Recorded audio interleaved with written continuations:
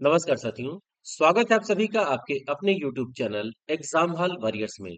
साथियों, उत्तर प्रदेश समीक्षा अधिकारी सहायक समीक्षा अधिकारी परीक्षा सीरीज के अंतर्गत आज हम शुरुआत कर रहे हैं भूगोल की।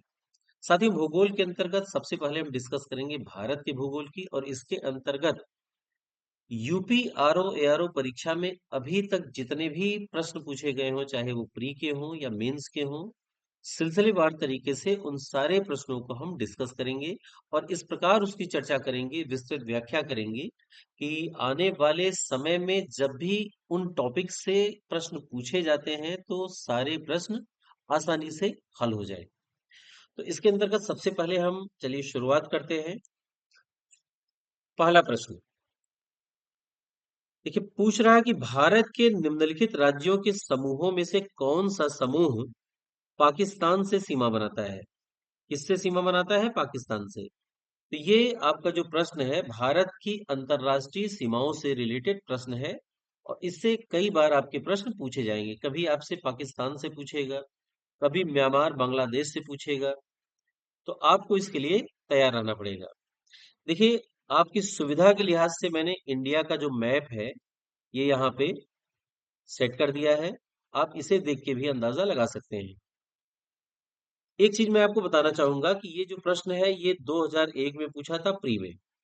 अब आप 2001 के बाद 2001 के बाद जो बड़ा बदलाव आया भारत के मानचित्र में वो 31 अक्टूबर 2019 में आया है।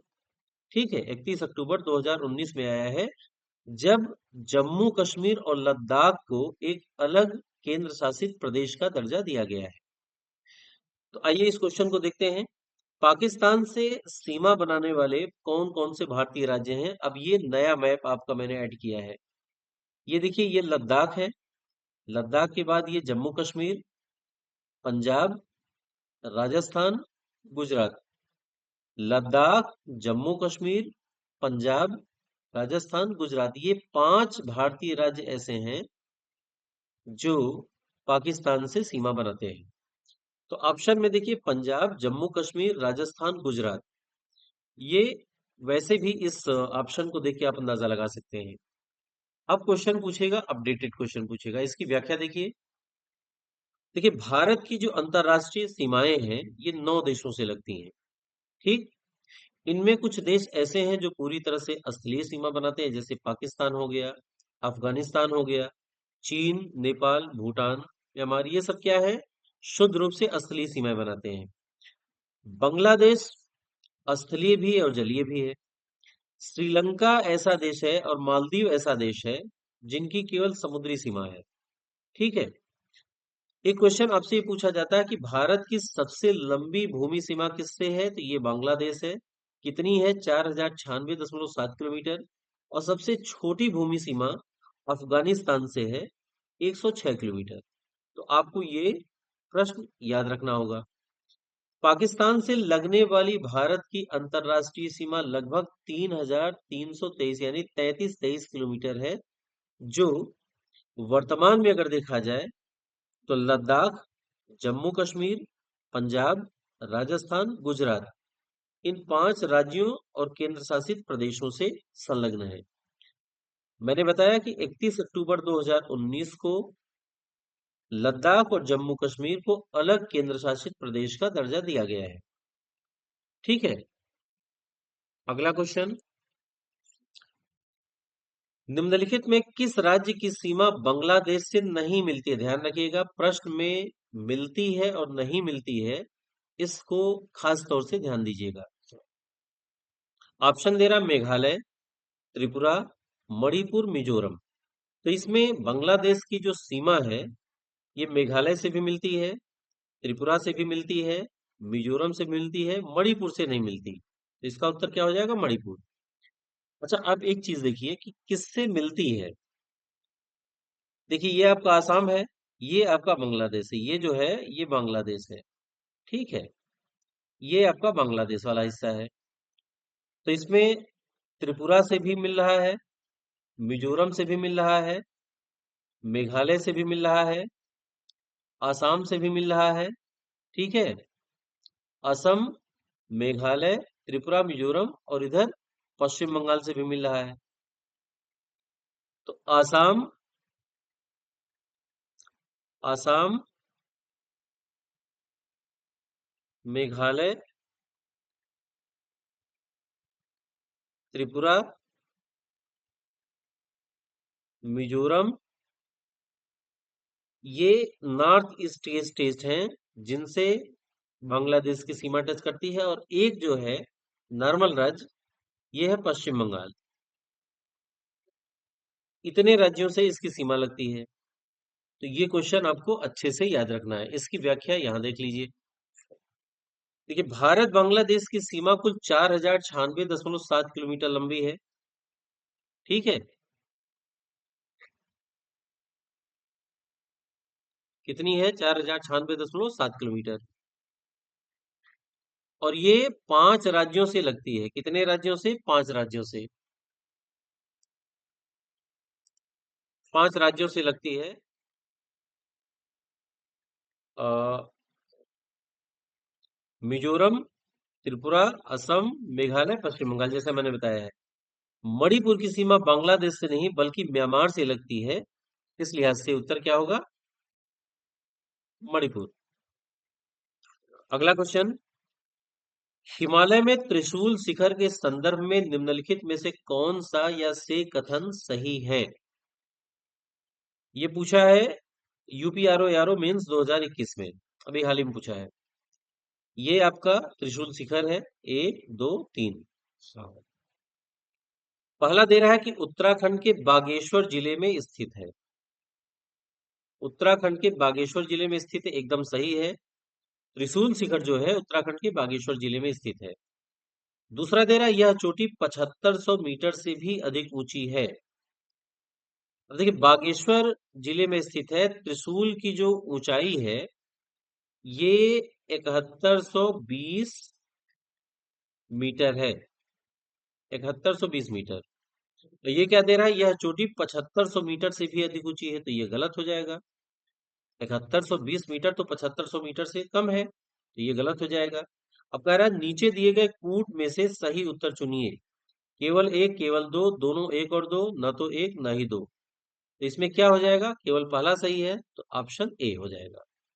आप ध्यान रखिएगा कि कूट जो है वो आजकल बदल रहा है, तो लगातार इसमें बदलाव आपको देखने को मिलेगा। ये इसकी पूरी व्याख्या है। देखिए, त्रिशूल पर्वत हिमालय की 3 चोटियों का एक समूह है। इनमें सबसे ऊंची चोटी त्रिशूल वन है जिसकी ऊंचाई 7120 मीटर है। यह उत्तराखंड के बागेश्वर जिले में स्थित है। ठीक। और देखने में भगवान शिव के त्रिशूल की भांति प्रतीत होता है। चूंकि ऊंचाई 7500 मीटर से कम है, अतः कथन दो गलत है। अब इसका अगला क्वेश्चन देखिए, डूरंड लाइन किसके साथ भारत की सीमा निर्धारित करती थी? तो ये बहुत आसान सा क्वेश्चन है। अफगानिस्तान। डूरंड लाइन अफगानिस्तान के साथ इसकी सीमा निर्धारित करती थी। डूरंड लाइन कौन सी थी? ये थी। ठीक है। आ, इसकी व्याख्या देखिए। देखिए, डूरंड लाइन 1893 में मार्टिमर डूरंड द्वारा ब्रिटिश भारत और अफगानिस्तान के बीच सीमा निर्धारण हेतु खींची गई थी। ठीक। वर्तमान में यह पाकिस्तान और अफगानिस्तान के बीच की अंतरराष्ट्रीय सीमा है। वर्तमान में पाकिस्तान और अफगानिस्तान के बीच में है। 2 3 भारत और पाकिस्तान, मैकमोहन भारत और चीन, डूरंड जैसा कि मैंने बताया ब्रिटिश भारत और अफगानिस्तान। अगला क्वेश्चन, भारत के लिए निम्नलिखित में से कौन सा कथन असत्य है? क्या कर रहा है? असत्य है। ए है भारत विश्व का 7वां बड़ा देश है। सही है कि गलत है? बिल्कुल सही है। भारत जनसंख्या की दृष्टि से विश्व का दूसरा राष्ट्र है। ये भी सही है। पहले भी कौन है? चाइना। ठीक है। इसकी भूमि सीमा का विस्तार लगभग 15,200 किलोमीटर है। ये भी सही है। सर्वप्रथम सूर्योदय इसके मिजोरम राज्य में होता है। ये सही है कि गलत है? ये गलत है। क्यों? सबसे पहले सूर्योदय वाला जो गांव है, ये कहाँ पे है? अरुणाचल प्रदेश में है। कहाँ पे है? अरुणाचल। अरुणाचल प्रदेश। अरुणाचल का संधि विच्छेद करेंगे, अरुण प्लस अंचल। अरुण प्लस अंचल, मतलब ऐसा प्रदेश जहां सूर्य सबसे पहले उदय होता है, या सूर्य उदय सबसे पहले होता है। अब देखिए व्याख्या इसकी। अरुणाचल प्रदेश को उगते सूरज की भूमि कहा जाता है। अरुणाचल प्रदेश को उगते सूरज की भूमि कहा जाता है। अरुणाचल प्रदेश में सूर्योदय सबसे पहले कहाँ होता है? डोंग घाटी में होता है, जो भारत के सबसे पूर्वी छोर पर स्थित है, डोंग घाटी। भारत विश्व का 7वां सबसे बड़ा देश क्षेत्रफल में, और दूसरा सबसे अधिक जनसंख्या वाला देश है। इसकी स्थलीय सीमा लगभग 15,106.7 किलोमीटर है। तो सारे ऑप्शन आपके क्लियर हुए। निम्नलिखित भारत की नदियों में से कौन कर्क रेखा को 2 बार पार करती है, 2 बार काटती है? कौन सी नदी है? माही नदी। ये मैप आप देखिएगा, मैप को देख करके सारा चीज सारा आपका क्लियर हो जाएगा। माही नदी जो है ये कर्क रेखा को 2 बार काटने वाली नदी है। ठीक है, कहाँ से निकलती है, कहाँ एंट्री करती है? मध्य प्रदेश के धार जिले से निकलती है, और राजस्थान में एंट्री करती है, फिर गुजरात में सीधे प्रवेश कर जाती है। ठीक है, तो इस क्वेश्चन को आप अच्छे से देख के जाइए, कई बार पूछा गया है। इसकी व्याख्या देख लीजिए। माही नदी भारत की एकमात्र नदी है जो कर्क रेखा को 2 बार का पार करती है, या 2 बार काटती है। यह मध्य प्रदेश के धार जिले से निकलती है, राजस्थान से होते हुए गुजरात में प्रवेश करती है, यानी इसका जो विस्तार क्षेत्र है मध्य प्रदेश, राजस्थान, गुजरात है, और लास्ट में खंबात की खाड़ी यानी गल्फ ऑफ कैम्बे में गिर जाती है। क्वेश्चन ये भी पूछा है कि इस नदी पे 2 बांध हैं, एक माही बजाज सागर है, और दूसरा है कडाड़ा। ये 2 डैम बनाए गए हैं। अगला क्वेश्चन है, निम्नलिखित में से किस एक राज्य से कर्क रेखा नहीं गुजरती है? त्रिपुरा, छत्तीसगढ़, मणिपुर, मिजोरम। तो देखिए त्रिपुरा से भी गुजरती है, छत्तीसगढ़ से भी गुजरती है, मिजोरम से भी गुजरती है। तो याद रखिए इसका जो कोड है, गमछा झार मित्र पर। गमछा झार मित्र पर। ग से गुजरात, गुजरात। म से मध्य प्रदेश, छ से छत्तीसगढ़, झ से झारखंड,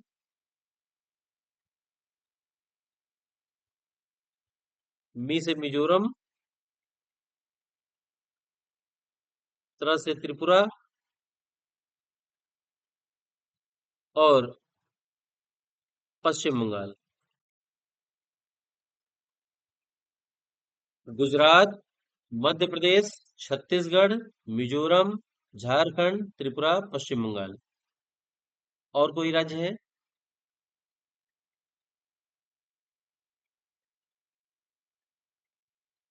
इसका, हाँ, ये राजस्थान।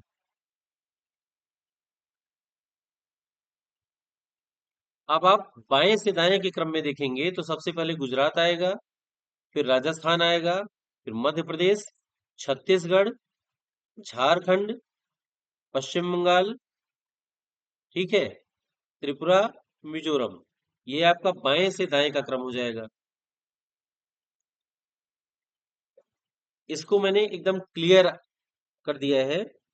भारत में कर्क रेखा कुल 8 राज्यों से होकर गुजरती है। कितने राज्यों से? 8 राज्यों से। ये आपका, ये जो डॉट डॉट डॉट करके दिया है यहां से आप देख लीजिए, यहीं से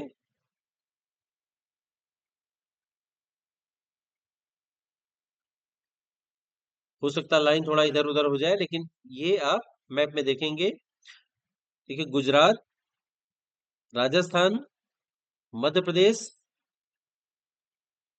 छत्तीसगढ़, झारखंड, पश्चिम बंगाल, त्रिपुरा और मिजोरम। मणिपुर ऐसा राज्य है जिससे कर्क रेखा नहीं गुजरती है। और ट्रिक जो मैंने बताया है, गमछा झार मित्र पर, इसको याद रखिए।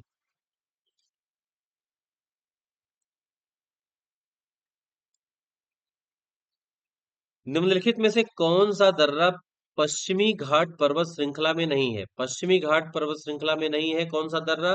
पाल घाट, भोर घाट, खैबर, थाल घाट। तो ध्यान रखिए, खैबर दर्रा जो है ये नहीं है। ठीक है, पाल घाट है, भोर घाट है, थाल घाट है, खैबर दर्रा नहीं है। तो ऑप्शन क्या हो जाएगा? सी सही हो जाएगा, खैबर दर्रा। व्याख्या देख लीजिए इसकी। पाल घाट, थाल घाट और भोर घाट पश्चिमी घाट में संबंधित हैं। खैबर दर्रा जो है पाकिस्तान और अफगानिस्तान के बीच स्थित है। ये पश्चिमी ये उत्तर पश्चिमी सीमा पर अफगान आक्रमणों का पारंपरिक मार्ग रहा है। ये क्वेश्चन आपसे और पूछता है, जो पाल घाट, थाल घाट, भोर घाट है, इनका उत्तर से दक्षिण का क्रम पूछता है। कहाँ से? उत्तर से दक्षिण का क्रम। तो इसका कोड है थाली भर पालो, थाली भर पालो। इससे हो गया थाल घाट, भर से हो गया भोर घाट, और इससे हो गया पाल घाट। ठीक। अगला जो क्वेश्चन है, ये दे रहा कि भारत का सर्वाधिक ऊंचा पर्वत शिखर कौन सा है? भारत का सर्वाधिक ऊंचा पर्वत शिखर कौन सा है? केटू गाडविन अस्टीन। क्या है केटू गाडविन अस्टीन? ये बहुत ही आसान सा प्रश्न है। ये इसका आपका मैप का चित्र है, केटू गाडविन अस्टीन का चित्र है। अब इसकी व्याख्या थोड़ी सी देख लीजिए। देखिए, गाडविन अस्टीन केटू भारत का सर्वाधिक ऊंचा पर्वत शिखर है, जो पाक ऑक्यूपाइड कश्मीर, पाक अधिकृत कश्मीर में स्थित है। हाइट की बात करें तो 8611 मीटर है, और ये कराकोरम रेंज में स्थित है। कराकोरम रेंज। भारतीय नियंत्रण वाले क्षेत्र में सबसे ऊंची चोटी कौन सी है? नंदा देवी, 7816 मीटर। साथ ही एक क्वेश्चन आपसे और पूछा जाता है, जो रेंज है, हिमालय की जो सीरीज है, हिमालय के जो रेंज हैं, उनसे आपका उत्तर से दक्षिण का क्रम पूछा जाता है। काराकोरम, लद्दाख, जास्कर, पीर पंजाल, धौलाधर और शिवालिक। काराकोरम, लद्दाख, जास्कर, पीर पंजाल, धौलाधर, शिवालिक। कल जापी, KLJPDS,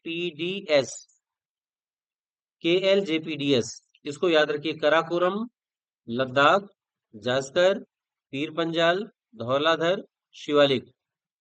अभी आपसे क्वेश्चन और पूछा जाता है कि शिवालिक कैसा है, मतलब नवीन वलित पर्वत है, प्राचीन वलित पर्वत है, क्या है? तो इससे भी आपके क्वेश्चन पूछे जाते हैं। अगला क्वेश्चन है, नीलगिरी पर्वतमाला किन राज्यों में विस्तृत है? नीलगिरी पर्वतमाला किन राज्यों में विस्तृत है? तमिलनाडु, केरल, कर्नाटक। ऑप्शन ए सही है। ये नीलगिरी पर्वतमाला का चित्र है, बहुत ही अच्छी जगह है, आप घूमने जा सकते हैं। इसकी व्याख्या देखिए। देखिए, नीलगिरी पर्वतमाला दक्षिण भारत में स्थित एक पर्वत गुच्छ यानी माउंटेन नॉट है। नॉट का मतलब होता है कि जहां से कई सीरीज निकलती हो, यहां से भी ऐसे निकल जाएगी, ऐसे निकल जाएगी पर्वत सीरीज, हो सकता है यूं भी निकल जाए। ठीक है, तो नॉट है। जैसे पामीर का पठार है, पामीर नाट है, पामीर पठार देखेंगे, वहां से कई श्रृंखलाएं निकलती हैं। उसी तरीके से नीलगिरी पर्वतमाला भी है। यह तमिलनाडु, केरल और कर्नाटक राज्यों में फैली है। यहीं पर पूर्वी घाट और पश्चिमी घाट का संगम यानी मिलन होता है। इसकी सर्वोच्च चोटी यानी कि सबसे ऊंची चोटी डोडा बेट्टा है, जिसकी हाइट 2637 2637 मीटर है। तो ये इसकी व्याख्या हो गई। अगला क्वेश्चन, भारत में सर्वप्रथम सूर्योदय कहाँ पर होता है? मैंने बताया अरुणाचल प्रदेश, अरुण प्लस अंचल, अरुण अंचल, सूर्य का प्रदेश अरुणाचल प्रदेश। घाटी कौन सी बताई थी? डोंग घाटी। भारत में सर्वप्रथम सूर्योदय अरुणाचल प्रदेश के डोंग नामक गांव में होता है। इसे डोंग घाटी भी कहा जाता है। यह भारत का सबसे पूर्वी छोर है। भ्रमवश कई बार मिजोरम उत्तर दिया जाता है, जो कि गलत है।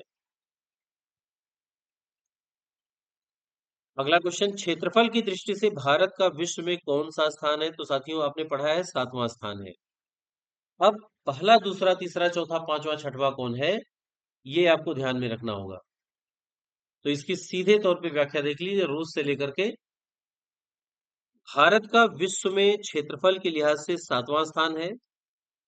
पहला स्थान रूस का है, दूसरा कनाडा का है, तीसरा अमेरिका, चौथा चीन, पांचवा ब्राजील, छठा ऑस्ट्रेलिया। रूस, कनाडा, अमेरिका, चीन, ब्राजील, ऑस्ट्रेलिया। ये चीज ध्यान रखिएगा कि ऑस्ट्रेलिया देश भी है और ऑस्ट्रेलिया महाद्वीप भी है। ये क्वेश्चन भी आपसे पूछा जाता है कि ऑस्ट्रेलिया देश भी है प्लस महाद्वीप भी है। ठीक है। अगला क्वेश्चन,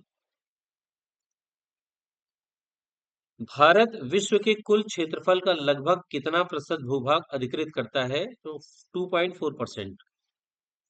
ये भारत के भौगोलिक क्षेत्र हैं। हिमालय पर्वत श्रृंखला, उत्तरी मैदान, मरुस्थल, ये सारे आप विस्तृत तरीके से पढ़ लीजिए। जब इससे प्रश्न आएंगे तो इनको मैं अलग तरीके से बताऊंगा। करें निम्न में से किस राज्य से कर्क रेखा नहीं गुजरती है? तो जब भी कर्क रेखा की बात आए तो आपको वो कोड याद होना चाहिए, गमछा झार मित्र पर। ग से गुजरात, म से मध्य प्रदेश, झ से झारखंड। ठीक है, तो झारखंड में भी है, मध्य प्रदेश में भी है, मित्र से मिजोरम। उड़ीसा में नहीं है। उड़ीसा में कर्क रेखा नहीं गुजरती है। गमछा झार मित्र पर गुजरात, अब ऐसे करिए, गुजरात, राजस्थान, मध्य प्रदेश, छत्तीसगढ़। ठीक है, झारखंड, पश्चिम बंगाल, मिजोरम, त्रिपुरा। ये आपको याद होना चाहिए, एकदम रटा होना चाहिए। कितने स्टेट से होके गुजरती आज? गुजरात, राजस्थान, मध्य प्रदेश, छत्तीसगढ़, झारखंड, पश्चिम बंगाल, त्रिपुरा, मिजोरम।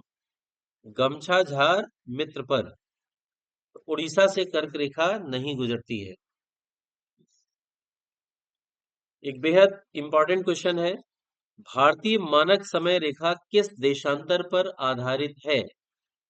तो 82.5 डिग्री पूर्वी देशांतर को हम भारतीय मानक समय रेखा निर्धारित करते हैं। ये 82.5 डिग्री ईस्ट है। दूसरा क्वेश्चन ये पूछता है कि भारतीय मानक समय रेखा जो है, ये भारत के किन किन राज्यों से होकर गुजरती है? तो आप देख लेंगे, एक तो आपका उत्तर प्रदेश हो गया, उत्तर प्रदेश। ठीक है, मध्य प्रदेश से है कि नहीं है? देखिए, मध्य प्रदेश, छत्तीसगढ़, ये क्या है? उड़ीसा, आंध्र प्रदेश। तो एक क्वेश्चन आपसे ये भी पूछा जाता है कि किन किन राज्यों से होकर गुजरती है। तो एक तो हो गया उत्तर प्रदेश, मध्य प्रदेश, छत्तीसगढ़, उड़ीसा और आंध्र प्रदेश। आईएसटी यानी इंडियन स्टैंडर्ड टाइम को 82.5 डिग्री पूर्वी देशांतर से मापा जाता है, जो मिर्जापुर के पास से होकर गुजरती है। आईएसटी जीएमटी से 5.5 घंटे यानी 5 घंटे 30 मिनट आगे है। इसे यूटीसी प्लस 5:30 के रूप में भी जाना जाता है। जीएमटी यानी ग्रीनविच मीन टाइम, ये लंदन में है। लंदन में एक जगह है ग्रीनविच, यहीं से 0 डिग्री देशांतर गुजरता है। 0 डिग्री देशांतर गुजरता है, जिसे अंतरराष्ट्रीय मानक समय रेखा कहते हैं। क्या कहते हैं? अंतरराष्ट्रीय मानक समय रेखा। मानक समय रेखा कहा जाता है। ठीक है, यहीं से तिथियों और समय का निर्धारण होता है। यहीं से समय का निर्धारण होता है। और अंतरराष्ट्रीय तिथि रेखा किसे कहते हैं? 180 डिग्री देशांतर को अंतरराष्ट्रीय तिथि रेखा कहते हैं। ठीक है, 82.5 डिग्री पूर्वी देशांतर को भारत की मानक याम्योत्तर इसलिए माना गया है क्योंकि ये जो रेखा है भारत के लगभग मध्य से गुजरती है और इससे पूरे देश में एक समान समय का पालन होता है। अब एक क्वेश्चन तो आपसे सीधे तौर पे ये बन जाता है कि भारत का जो अक्षांशीय और देशांतरी विस्तार है वो कितना है। तो ये ध्यान रखिए, भारत का जो अक्षांशीय विस्तार है 8 डिग्री 4 मिनट उत्तरी अक्षांश से, 8 4 से 37 डिग्री 6 मिनट, 37 डिग्री 6 मिनट, 8 4 से 37 6, 68 7 से 68 डिग्री 7 मिनट से 97 25, 97 डिग्री 25 मिनट। ठीक है, तो 8 4 से 37 6, 68 7 से 97 25। अब देखिए 68 7 और 82.5 डिग्री के बीच में, ये लगभग एकदम बीचों बीच में आ रहा है, 68 और 82। तो ये 14 का अंतर इधर आ जा रहा है। ठीक है, और लगभग 15 का अंतर इधर आ रहा है। तो एकदम बीचों बीच से माना गया है इसे। अगला क्वेश्चन, भारत का सुदूरस्थ दक्षिणतम बिंदु कौन सा है?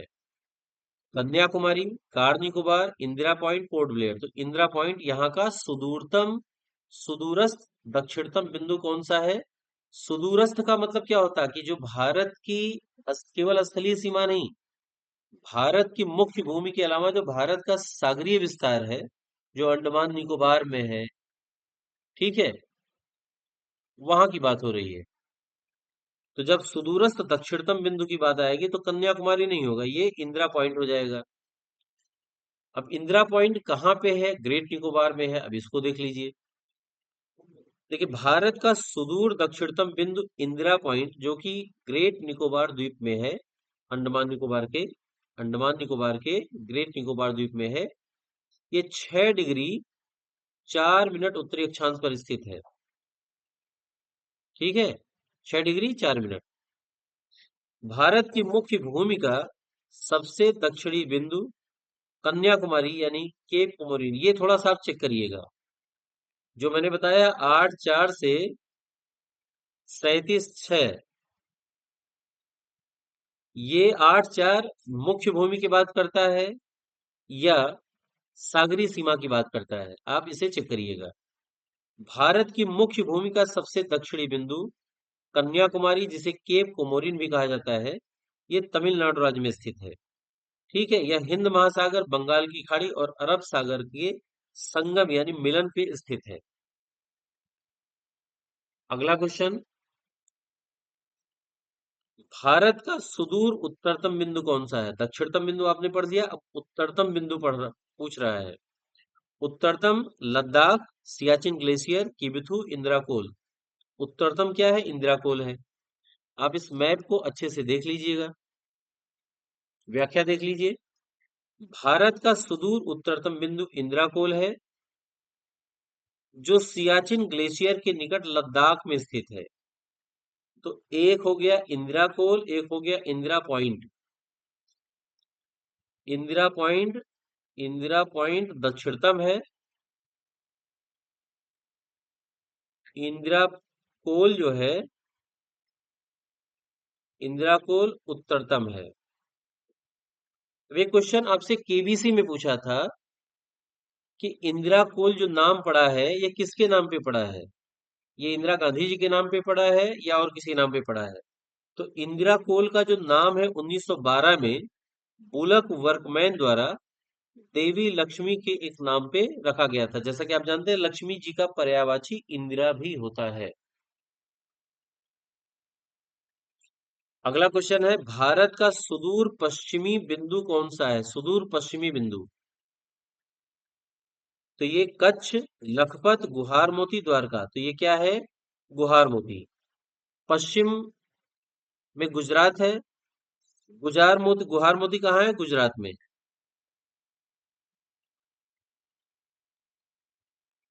आपने इंदिरा पॉइंट दक्षिणी हो गया, इंदिरा कोल उत्तरी हो गया, गुहार मोती पश्चिमी हो गया। अब क्या बच रहा है? पूर्वी। तो पूर्वी क्या है एकदम? ये किबिथु है। किबिथु। पश्चिमी क्या हो गया?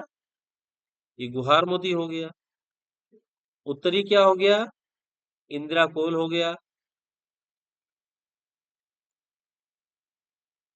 दक्षिणी क्या हो गया? इंदिरा पॉइंट हो गया। तो आपको पूरब, पश्चिम, उत्तर, दक्षिण चारों बाउंड्री का अंदाजा लग गया है। भारत का पश्चिमतम बिंदु गहारमोती गुजरात है, जो कच्छ के रण में स्थित है। देखिए अगला क्वेश्चन, भारत का सुदूर पूर्वी बिंदु कौन सा है? आ गया क्वेश्चन। सुदूर पूर्वी बिंदु कौन सा है? किबिथु। कहाँ होगा ये? अरुणाचल प्रदेश। अरुणाचल प्रदेश में। अब इसकी व्याख्या देख लीजिए। किबिथु अरुणाचल प्रदेश भारत का पूर्वतम बिंदु है। निम्नलिखित में से कौन निम्नलिखित में से कौन सबसे नवीन पर्वत श्रेणी है? सबसे नवीन। ऑप्शन दिया है विंध्य, अरावली, शिवालिक, अन्नामलाई। तो विंध्य प्राचीन वलित पर्वत है, अरावली भी प्राचीन है, अन्नामलाई भी सबसे नया जो है न्यू फोल्डेड माउंटेन शिवालिक है। जैसा कि मैंने बताया आपको कि हिमालय की श्रृंखलाएं हैं कराकोरम, लद्दाख, जास्कर, पीर पंजाल, धौलाधर, शिवालिक। तो शिवालिक ये सबसे लास्ट श्रृंखला है, नवीन श्रृंखला है। अब इसकी व्याख्या देख लीजिए। शिवालिक पर्वतमाला हिमालय की सबसे बाहरी और सबसे नवीन श्रेणी है। यह फोल्डेड माउंटेन का उदाहरण है। अब फोल्डेड माउंटेन क्या होता है साथियों, इसको हम अलग टॉपिक, जब पर्वत वाला पोर्शन आएगा तब हम आपको बताएंगे। और हिमालय निर्माण की अंतिम कड़ी है। शिवालिक जो है ये वलित पर्वतमाला का उदाहरण है और हिमालय निर्माण की अंतिम कड़ी है। शेष जितने भी अरावली राजस्थान हो गया, ठीक है, ये प्राचीन वलित पर्वत है। निम्नलिखित में से कौन सुमेलित नहीं है? करा निम्नलिखित में से कौन सुमेलित नहीं है? ध्यान से देखिएगा। माउंट आबू अरावली, एकदम सही। माउंट आबू कहाँ है? अरावली पर्वत श्रेणी में है। कोडाई कनाल अन्नामलाई, ये गलत है। क्यों? क्योंकि कोडाई कनाल जो है ये पालनी की पहाड़ियों में स्थित है। कोडाई कनाल को क्या कहते हैं? कोडाई कनाल, अच्छा ही बताइए क्वेश्चन, पहाड़ियों की राजकुमारी किसे कहा जाता है? पहाड़ियों की राजकुमारी,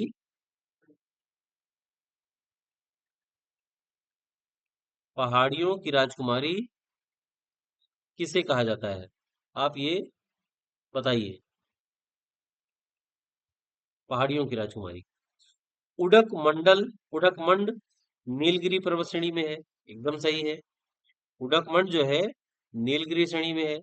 शिमला, शिमला दे रहा है पीर पंजाल, ये एकदम गलत है। अब देखिए कराकोरम, लद्दाख, जास्कर, पीर पंजाल, शिवालिक, धौलाधर, शिवालिक, ये धौलाधर में आता है। शिमला जो है ये धौलाधर में आता है। पीर पंजाल में क्या आता है? पीर पंजाल आपका जम्मू में है। पीर पंजाल माँ वैष्णो देवी का जो मंदिर है, वैष्णो देवी का वैष्णो देवी का मंदिर,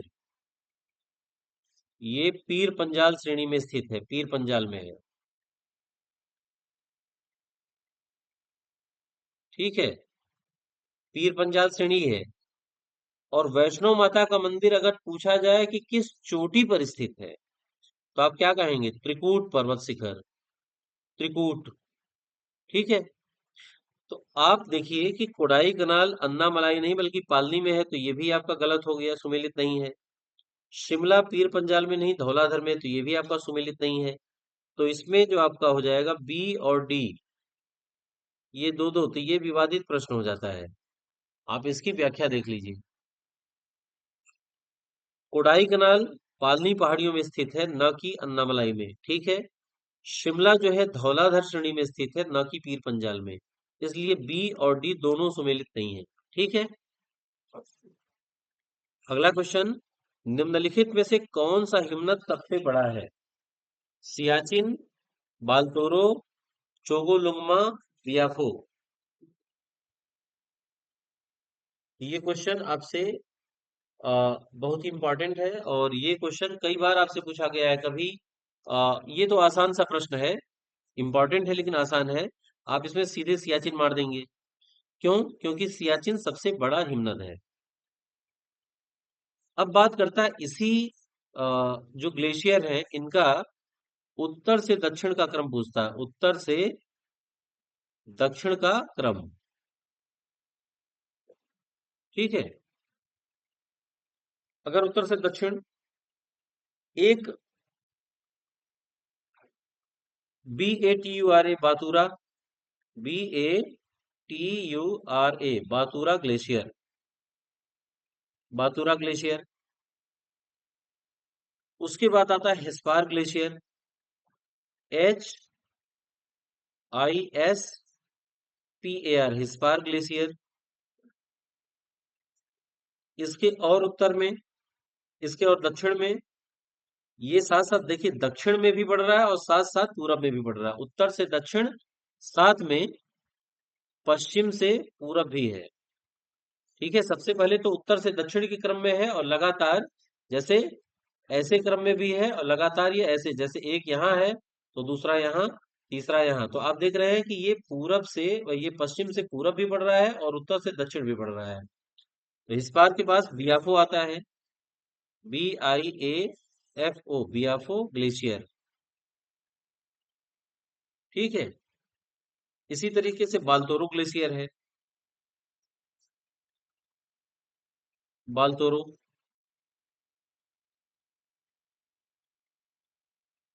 उसके बाद आता है सियाचिन,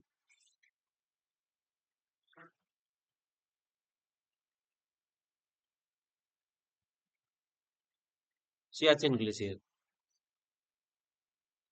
एक और ग्लेशियर है जो बियाफो के ऊपर है, बियाफो के उत्तर में है,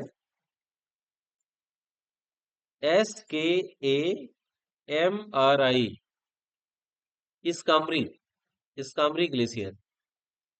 तो आप इसको याद रखिएगा साथियों, ये आपसे खूब पूछता है। साथ ही एक क्वेश्चन और पूछता है प्लेन्स के बारे में। एक प्लेन है देवसाई प्लेन, देवसाई प्लेन, ठीक है। एक प्लेन है देवसांग प्लेन,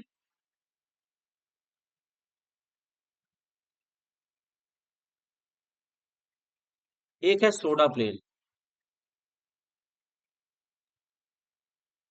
इसको मैं अलग भी बताऊंगा, लेकिन Deosai plain, देवसांग plain, Soda plain, ये पश्चिम में है, ये उसके पूरब में है, ये उसके पूरब में है। ये तीनों का क्रम आपको याद रखना है। ये इस समय लद्दाख में है, ठीक है। देवसाई प्लेन थोड़ा सा आप चेक करिएगा, जम्मू कश्मीर में कोई हिस्सा तो नहीं है। देवसाई प्लेन, देवसांग प्लेन और सोडा प्लेन।